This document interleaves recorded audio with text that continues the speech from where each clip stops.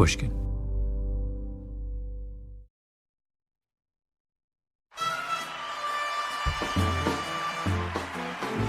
It's Oscar night 2016. The stage of the Dolby Theater is set with what looks like 1,000 candles. Hollywood stars are lined up in the front rows, colorful dresses, careful hairstyles, and endless cameras ready to pan from the crowd to the presenters. Here comes Russell Crowe and Ryan Gosling. Ryan Gosling has a gold envelope in his hand. Good evening, folks. We're here to present the award for Best Adapted Screenplay. And not to get too technical, but that's the screenplay that was the best at adapting to whatever harsh conditions and obstacles were thrown in its way. No, it's a screenplay adapted from another source, such as a novel, play, short story, or a TV show. Agree to disagree, okay?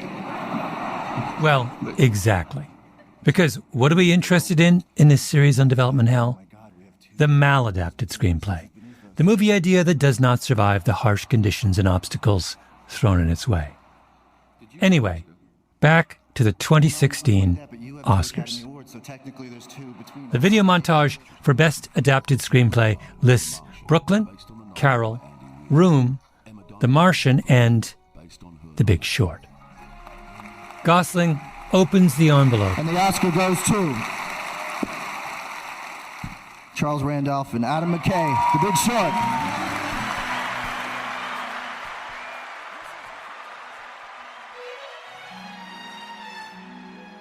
Allow me a little bit of name dropping. Charles Randolph, winner of that Oscar, is my neighbor and my best friend. I met him 25 years ago when he just started screenwriting. And since then, he's done The Life of David Gale, The Interpreter, Love and Other Drugs, Bombshell, and Big Short. And when he got the Oscar for Big Short, I was at an Oscar watching party in Brooklyn, and I got so emotional, I had to hide in the bathroom. Mr. Randolph. Mr. Gladwell, how are you, my friend? I'm good. Normally, Charles would just walk over to the studio. His office is down the hall. But today, he's calling me from London, where he and his family are living for the school year.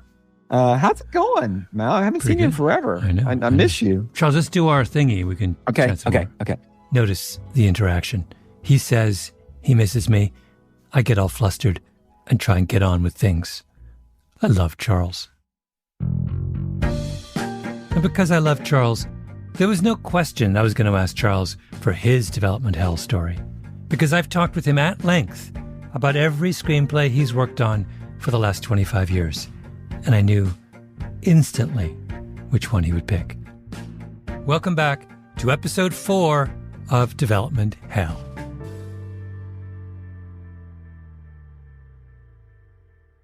So tell me how that whole thing begins. Start at the beginning.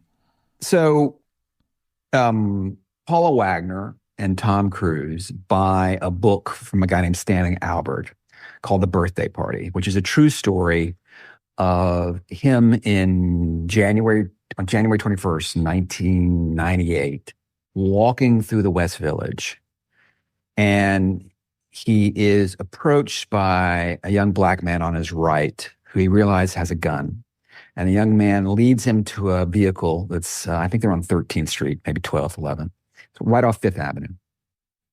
And there's another young black man waiting who opens the door, and a third young black man in the car. And they basically kidnap him to steal money out of his bank account. And what's interesting is they're incredibly young. I think the oldest one is maybe just turned 18. His name is Lucky.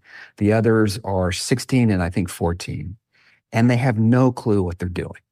Right? They have no understanding because they don't have bank accounts, right? So they have no understanding that ATMs have a limit. They don't believe it at first. They see how much money he has in his account. I think it's over $100,000. So they anxiously want to get that money.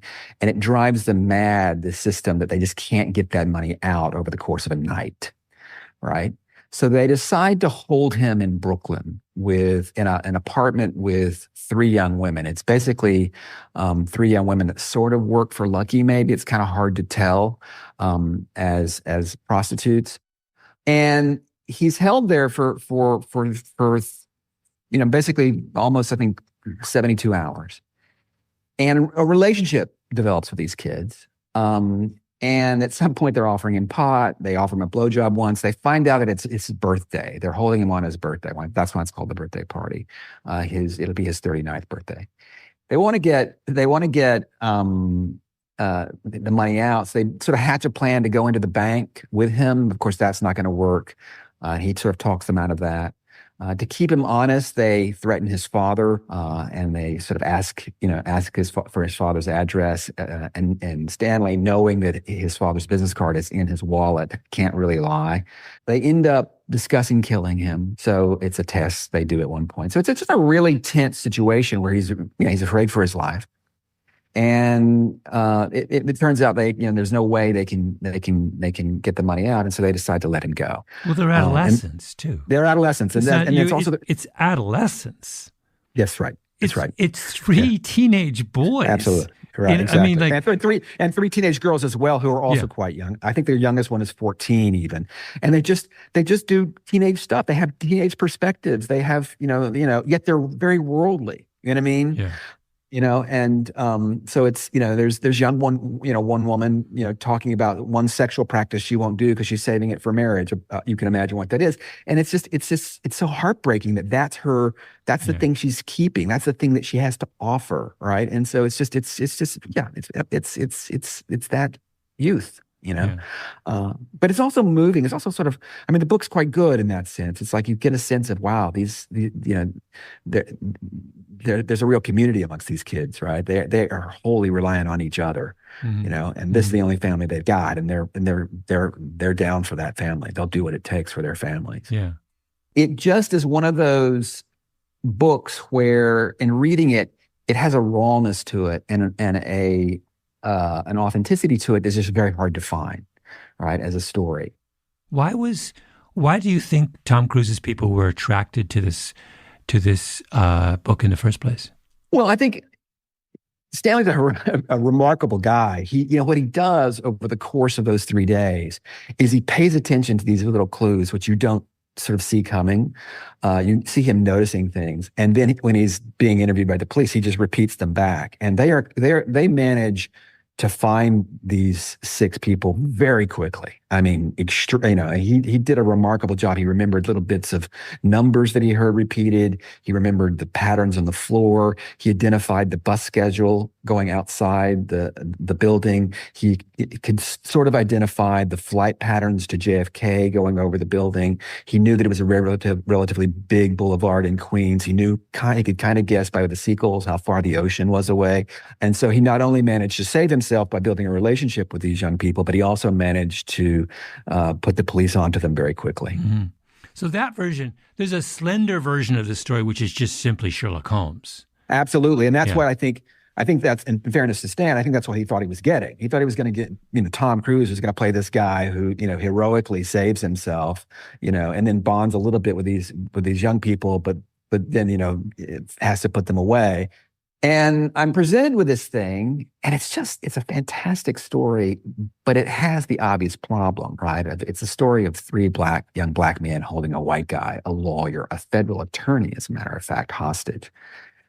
And it's hard to describe. It has an ethnocentrism to it because it's rooted in the perspective of the white guy. It just feels a little untoward. It's just one of the stories that we in Hollywood can't tell. You simply cannot tell that story, right? And if the film were being made in 15 years earlier than 1998, he could have gotten away with that. But by that period, it was already too late to tell this story without fully honoring the humanity of the perpetrators. And so the thinking is, how can we take this and make it work? And what I end up doing is I turn up everyone's racism, for lack of a better phrase, right? I make Stanley a guy who thinks he's a liberal, but he's trapped by his own categories in the world.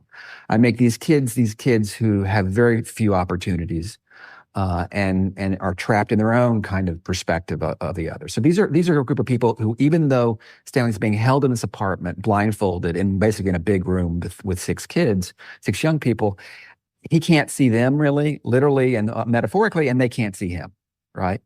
And then what happens is, in the script, he starts to rebel against this situation. He gets angry, and they start to work through their own prejudices against one another, and it sort of culminates in a scene where, basically he unloads on them, and he gives voice.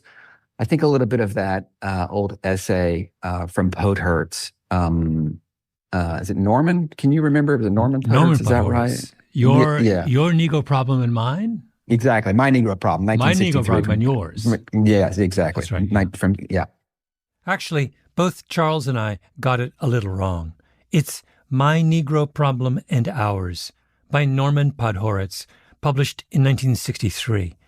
It's a famous, and if you read it today, really unsettling essay, where Podhoretz confesses to, quote, the hatred I still feel for Negroes, quote, based on his experiences growing up as a working-class Jewish kid in a tough neighborhood in Brooklyn. And the way, I give Stanley basically that perspective. He is someone who's both understanding of where they come from, but angry that they still act as though the door is closed to them, and I could actually read it for you because I had it on the script. I can read the scene to you if you want it. I do. But I want you to. Yes, I do want do you that. to. Yeah. And you'll see. I mean, the piece is, it's quite raw, really. It's in an era prior to current sensibilities. I think I wrote it in 2007, 2008. And you kind of get a feeling for the script in terms of it's taking some risk. Let me put it that way. He's been held for a few days, right? So the kids are in the room. Stanley's there. He's looking away from them. He's not, they let him take his blindfold off, but he's facing the wall. Lucky.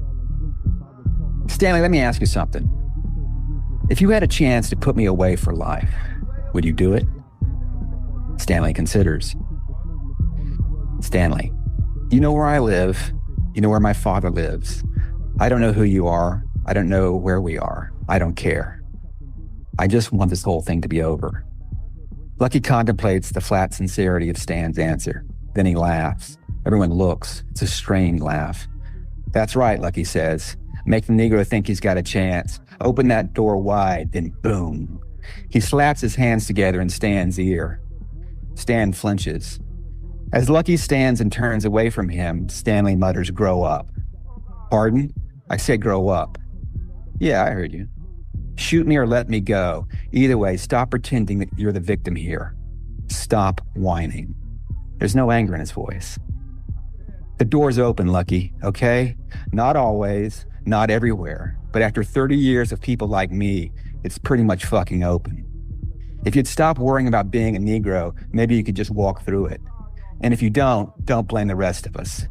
White man's keeping you down. White man's put crack in the hood. White man's giving you AIDS. Please, grow the fuck up. A stunned silence. Lucky steps back over to him, looks down on the back of Stan's head with confused menace. Stanley's not done. The door's open, he says. Deal with it. You're just too proud to walk through or afraid. It's either that or you're just plain lazy. Lucky grabs Ren's Tech 9. He yanks Stan backwards by the scarf and crams the muzzle into his mouth. Stan retches. Mystic screams. Stan forces himself to keep his eyes shut. Stan, Lucky says.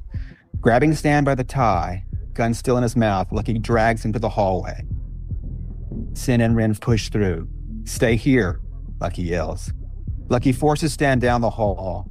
He thinks he's taking him to the bathroom, to his execution. Instead, he pushes Stan hard against the front door. There's your door, Lucky says. He pulls Stan back, opens it wide, gets behind him. Open your fucking eyes, he says. Stan's POV on the building landing framed by the open front door. Dark and dangerous freedom. Lucky presses the gun to Stan's back. Door's open, Lucky says. Go on. Bounce. Walk through. Walk through. He's angry now. Stan doesn't move, can't move, a decisive beat. Yeah, Lucky says. Ain't that easy. Lucky slams the door. He turns to see Stan, has his eyes still closed, as always, refusing to see him. He gets right in the white man's face and whispers, "Negro." Oh, wow. Wait, so in the book... That doesn't happen. No, at all. And so this is the problem, right? The problem is, to earn the right to tell this story, you have to sort of reframe it, and you have to take its underlying racist complexity, and you have to make it the theme. You have to thematize that complexity, right? And that's what we do. When we get back, Charles talks about adaptation.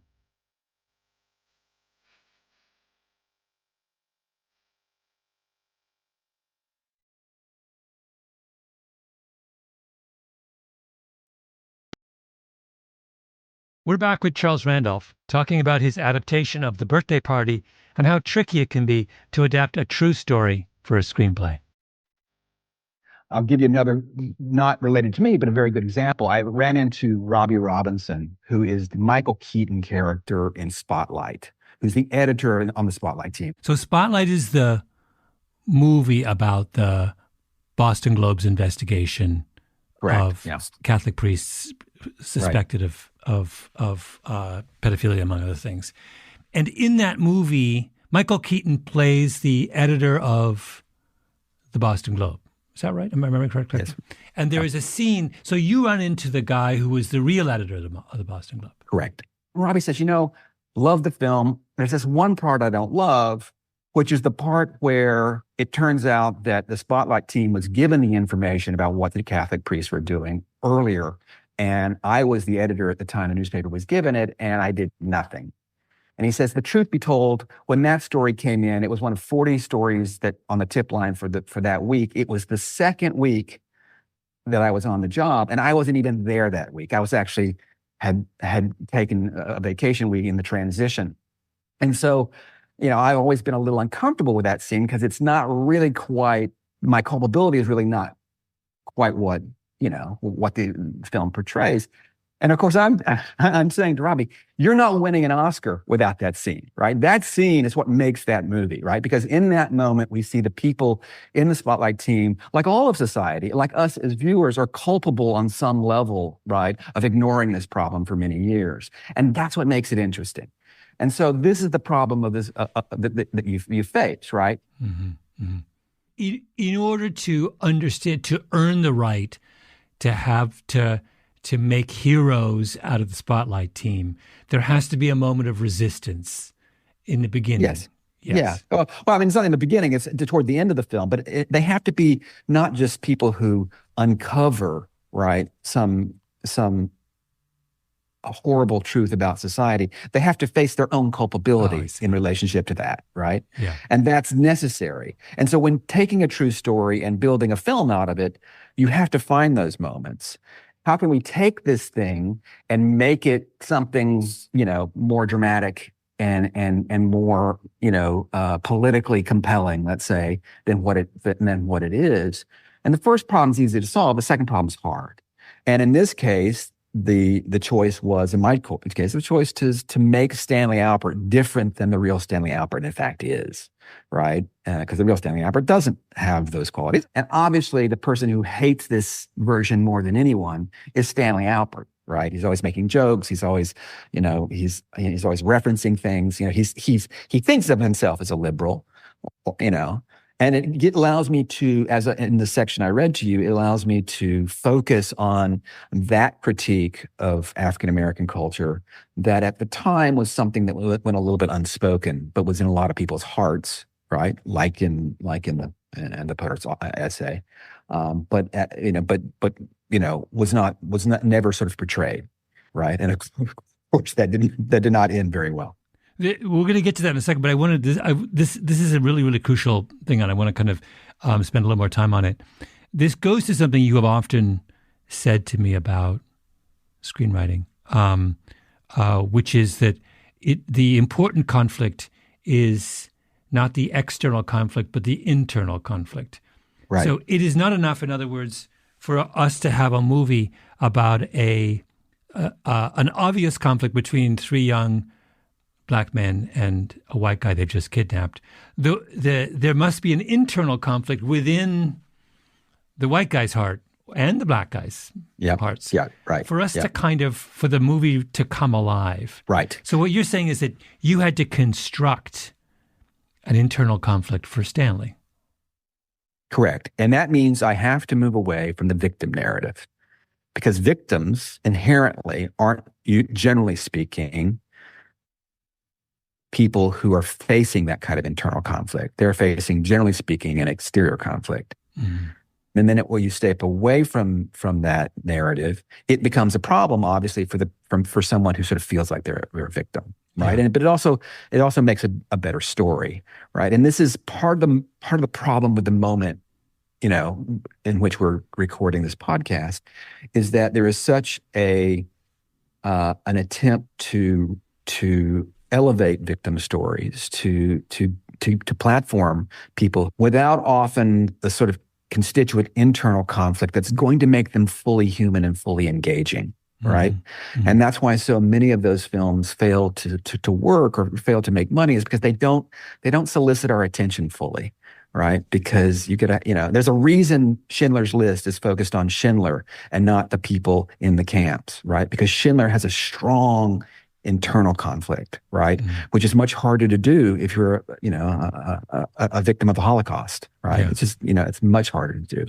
And he is criticized, isn't he, for the centrality that the movie, that for the fact that Schindler's at the center of the movie, and but by putting Schindler, you can actually tell the other stories better, right? Exactly. It's the interesting contradiction here, right? Because it gives us a sort of an emotional perspective where we do not know, is character going to choose option A or option B? That's what you kind of want to be. And all my films strive for that, right? Mm-hmm. So we have it here with these three kids, in the sense they're having to make the choice, how bad of gangsters do they want to be? Do they want to kill someone, right? And we watch them in the film discuss that amongst themselves, try and make an effort, and they're not up to it. They each try at some point to try and be the guy, and they just can't. These kids just can't do it, right?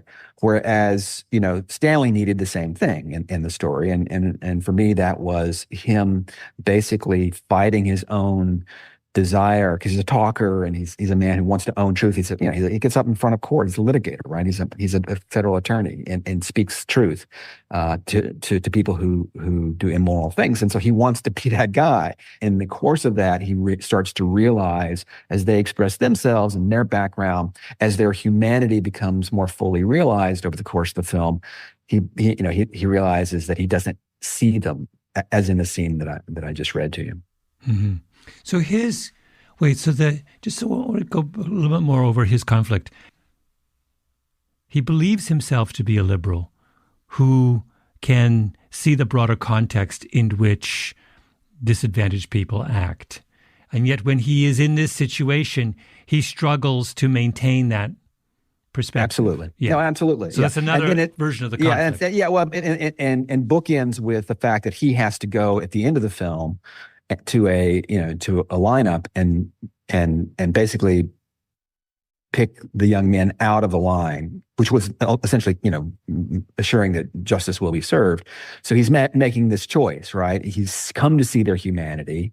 He knows that the system is going to be incredibly harsh on them. And it was. They all got anywhere from, I think, 15 to 20 years, and essentially sort of ruining their lives. And yet he's, he still does it, but he doesn't like it in the film. So you describe that ending. So he, in the movie version, are you now back? So does the ending go the way the ending went in real life? Yes and no. I think one thing that it does is it makes him more empathetic to their plight, right? I won't say that the film sees their backgrounds as exculpatory, but the film does suggest that they deserve greater understanding than the system will give them because of the harsh backgrounds they come from. Mm-hmm. All of them, I think, are essentially, fatherless and have problematic backgrounds. And we hear a little bit about that in the course of the film. In the real story, no. In the real story, Stan Albert, a victim of a crime, wanted to see justice served, and justice was served. And I don't think he felt particularly ambivalent about it. I don't know. I mean, in my discussions with him after he read the script, it seemed to offend him that he owed them more than more than what was given to them in terms of how he portrayed them in the book. And he may not be wrong. I'm using his story for my own purposes, right? When we get back, Charles and I talk about who gets to tell whose stories. So in the movie version, they let him go. The young men are arrested, and is the climax of the movie him picking him out of the? No, it's them being sentenced. Oh, and remember, they haven't been able to look at each other really through the course of the film. It's sort of an interesting thing. Is he's got a scarf which they've blindfolded him with, so it covers most of his face, and then they turn him away. They never really get a chance to look at each other, and at the end of the film, he basically in the courtroom has a chance to lock eyes with Lucky, their leader, and the first time these two people can actually see each other. But he sort of comes to a place where he can see the other finally, and that's the best we can hope for that story. Yeah, it's a beautiful metaphors are running throughout this. That two people who literally and figuratively cannot see each other. Yeah. And then by the end of the movie... occupy the same space. Yeah. Even as they occupy the same space. And by the end of the movie, even as these young men are being sent off to jail, we, the audience, have some feeling that they're seeing each other for the first time. Right. Which is necessary because, as you say, if it's simply slam bam, if it's a Law and Order episode, then it's not interesting. And you can't do it, right? I mean, there is a history of obviously, the victim in TV shows and movies, being white and the perpetrator being black, but it's something that we've been uncomfortable with for a long time now, right? And certainly the idea of three black men preying on a white guy has always been, I mean, not always, but has been complicated in recent years. In the last 20, 30 years, it's been a complicated idea, right? And really, it's why this thing was sort of in development hell, because nobody ever got comfortable with it. So you finished the script, and tell me what happens next. Who do you take it to first? It goes immediately to a few directors. In fact, one director that first weekend calls me on a Sunday night, which never happens, based on the weekend read, incredibly excited about it and saying, I'm all in. I love this. This is fantastic.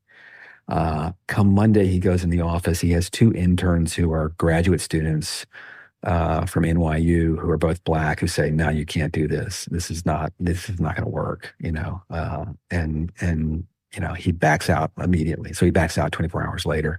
But there were a lot of directors who came on board. Unfortunately, there were no black directors available. I think a couple were approached. It was 2008, so there weren't quite as many as we have now, obviously, but no one was around.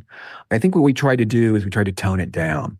We tried to sort of tone down, I remember sort of sitting in the office with Paul going through and counting all the N-words and seeing how many we could take out just to sort of make it a little bit more palatable to people, because it's raw. It's very raw. Then what happens? Well, what happens is a couple directors go away, and nobody really works until the great Milos Forman. Milos Forman, famous for directing One Flew Over the Cuckoo's Nest in 1975. In 2007, he's well into his 70s.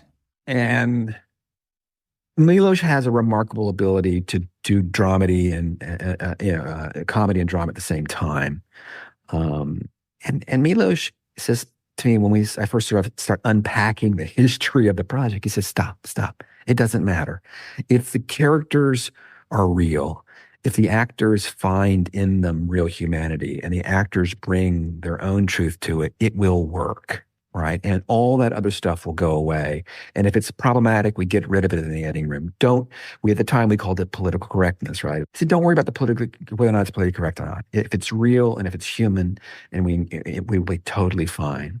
And he had another thing he would talk about, which was that, anytime you nestle up against censorship, you're in the zone where you're making something interesting. In fact, he would talk about how, and he's from Czechoslovakia, how, the great thing about having our actual censor is they tell you exactly where the line is. So everybody knows exactly where the line is, and so that you can approach the line with great subtlety, right? Because everyone knows where it is, and that's the thing that American culture does not have, is that sort of no clear line. sense, Yeah. no line.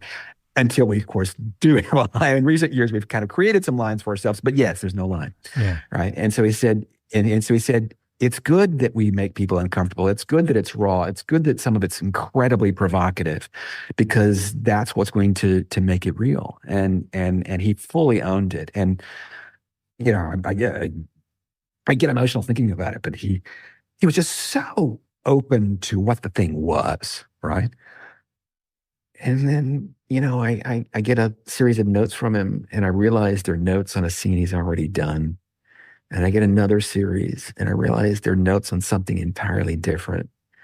And I call his wife, and she's like, yeah, he's not been feeling well. Give me a couple of weeks. And then he never came back to it. At that point, I think she had realized that he just wasn't up to it. He was quite old. Yeah. So, yeah. And so, I finally find the guy that I think can bring it home, and he's just not going to be able to do it. I think she worried that he wouldn't even have the stamina to do it, right? Because directing takes 2 years, takes 2.5 years. So if you see problems at the beginning, you got to remember, where's this person going to be in 2 years? When does he die? How shortly? He dies about 3 years later. And I do not know what shape he was in the end. He may have been fully cognizant all the way to the end, but he died a bit later. But can we just pause on Miloš about this? So Miloš is a person who comes out from under the Iron Curtain. He grows up in totalitarianism. Right. He has a kind of, if you're looking, so what you're saying is what this project needed was an authenticity in its interpretation. You had written something. It needed fearlessness. It needed fear. And one way to do this is to find a black director with, that's the solution we would do today. Correct. Right. Correct. For whatever reason, there wasn't someone available. But the other version is to find someone like Miloš. He started his career thumbing his nose at one of the history's most brutal totalitarian regimes. So it's like, he's like, if anyone's going to say F it, it's Miloš. It's Miloš. And he did. And it was I can't tell you how liberating it was. It was just shockingly liberating after, I think it had been 3, maybe 4 years at that point, and he's like, no, we will get this. Do not worry. This will not be our problem. Yeah. Right. And you think he's right. His interpretation is right. I do think he's right. Yeah, I think what happens is if you hire actors who can bring something to it, if you listen to other people from other cultures, it's a communal effort, a film, right? And if you do that, you will find authenticity. If you're looking for it. Because I know you well, if you permit me a little bit of psychoanalyzing, for those who don't know you, you're the son of an evangelical preacher from Texas. You grew up all over the world because your dad was smuggling Bibles into Eastern Europe. You're so out. In certain ways, you're such an outsider to Hollywood. It's phenomenal.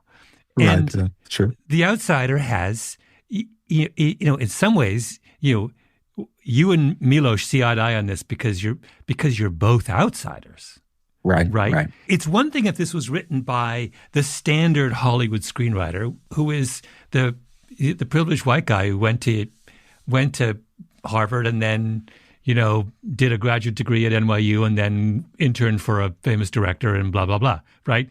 That's not you, though. There is a privilege in writing something like this. There is great advantage and privilege in not having a dog in the fight, in not being part of the worlds that you're portraying. So we understand the privilege that comes from belonging. The person who belongs can tell a certain kind of story with a degree of confidence and accuracy and verve that the outsider can't. But we're forgetting that there is a separate set of advantages that come from being someone who doesn't belong to either of these worlds. And my point about you was that in this context, you're not part of Stanley's world, right? You're Charles from Texas. You're not part of his world, and you're not part of Lucky's world. You're off on your own little island, and that there's so much. That's an incredibly liberating moment to be the outside. So I feel like we're over-privileging the set of advantages that comes from belonging, and we have underestimated the set of storytelling advantages that come from being the fly on the wall who's just like, you don't know anything to Stanley. That's why you're able to do that. You're not, if you were part of his world, you would have been constrained in your portrayal of him. Similarly with Lucky, if you were part of his world, you would have been you were unconstrained because this wasn't, and that's like why it's so important for all of us in storytelling to defend the right of the storyteller to describe worlds of which they are not a part. It's so essential that we defend that. Yeah, absolutely. And particularly for writers, right? There's something about the screenwriter which is different from the other jobs on the set, which you're required to give voice to dozens of different people, right? Mm-hmm. And to be good at that, you need to be able to understand different types and embrace different worlds. And I do think you're right. We've undervalued in a way what it means to be someone who lurks above it a little bit, right? Certainly in my field. Now, maybe in other fields it would be different, right? I think what the end that people want is they want everyone from different backgrounds to be able to tell their story, to be in the position to sort of sit in the director's chair if they want, or to sell screenplays if they want. And that is the goal, right? That doesn't necessarily mean, however, that we should silo off our industry in that way, and silo off our subjects, because we do lose something when we are no longer communicating across, not just cultural or racial lines, but ideological lines, What's interesting about this story told today is obviously it fits a project conceived in 2007 makes us a little uneasy of this nature, makes us a little uneasy in 2024, nearly 20 years later. Yeah. But the other thing is that what's interesting about it is that I feel like our attitude towards projects like this on the kind of racial periphery have become binary. We think of white projects and black projects. Yes, that's right. And a white project is done by a white person, and a black project is done by a black person. But this movie isn't black or white. It's about black meeting white and white meeting black. Right. And so it's like, it's not clear. Each side has a right to tell the story, right? And a lot of what's going on in this kind of like when you talked about the one director loves it and then the interns read it, the black and say you can't do it, is that it's a dispute about, they're obviously, understandably, reading this through their eyes as black meets white. Stanley's reading this as white meets black, right? Right. And it's an irresolvable. It's not. Yeah. What makes it fascinating is that I can't think of a contemporary movie. I mean, this movie today would give us fits. I mean, it gave us fits in 2007, but it would give us fits today because no one can decide what it is. Exactly. It would aggravate an unresolved tension in our society. And I think the mistake I made is I assumed that I knew where society was going.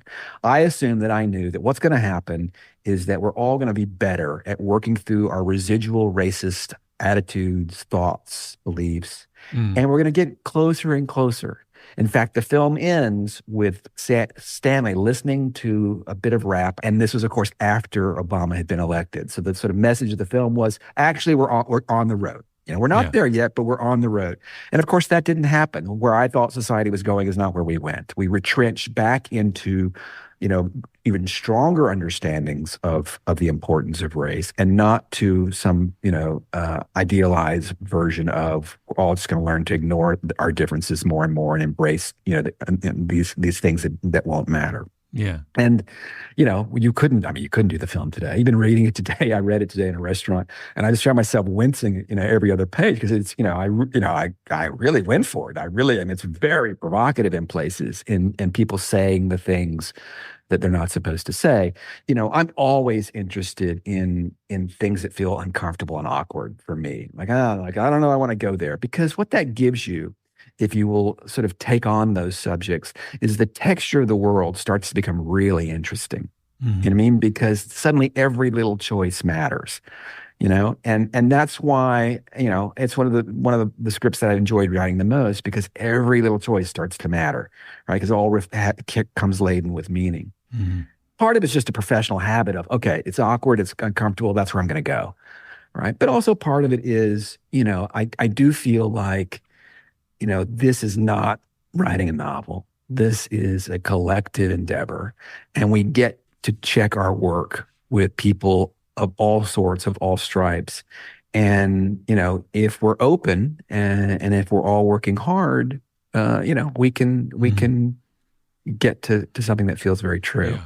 You try things, and if they work, they work. And if they don't, they don't. And that's what this is. It's why I do this business. And it allows us to take greater risk, I think, instead of less, right? Yeah. Because, we're working together. There is no movie version of The Birthday Party. When Milos Forman drops out, it's the end. The adaptation does not survive the harsh conditions and obstacles thrown in its way, which is a shame.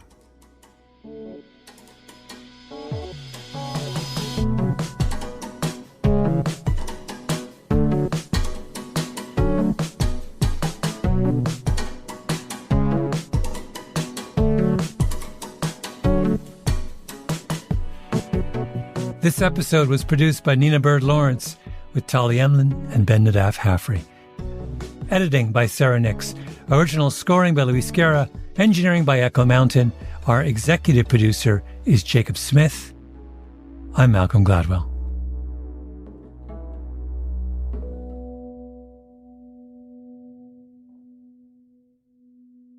Next time on Development Hell, Patty Jenkins talks about her R-rated dog movie. This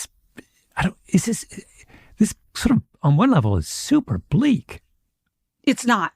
It's magical. No, it is. It is. The journey is bleak, and it seems like it's going to be, but it ends up being magical. And heads up that our friends over at the Happiness Lab have a special episode coming your way soon to celebrate World Happiness Day. I'm in it, talking about running and the journey versus the destination. Spoiler alert, I'm a destination guy, not a journey guy. It'll be dropping into this feed on March 20th, but you can find happiness tips from Dr. Laurie Santos any day over at the Happiness Lab.